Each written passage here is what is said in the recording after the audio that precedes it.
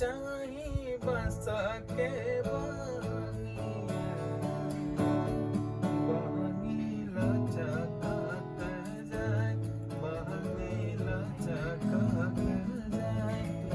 प्रणाम नमस्कार। हम पवन पांडे सबके गोड़ चुके गोड़ लगता नहीं और बहुत दिन बाद आज रिकी और नीतीश बाबू से मुलाकात हुई। प्रणाम भैया। अभिषेक भाई के स्टूडियो में अभिषेक गुप्ता और छठ के तैयारी चलता और बहुत प्यारा हमारे दोनों भाई गावे लो और बड़ा बड़ा सेलिब्रिटी लोग के घरे साथे साथे जरा बहुत सारा राजनेता लोग के घरे IAS IPS लोग के घरे डायरेक्ट संपर्क बा और हर लोग के जन्मदिन में जाला लोग और बहुत बेहतरीन अपन कलाकारी बा। आज ये लोग के गिटार बजाइलो आज हम गाए इहो लोग कुछ है लेकिन आज हम गाए बिल्कुल बिल्कुल भैया। लेकिन छठ के माहौल चलता है एगो छठ के गाना हाँ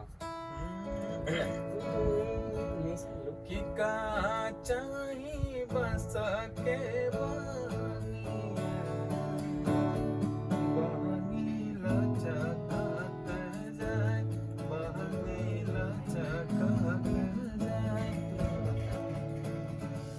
अरे का चाही बस के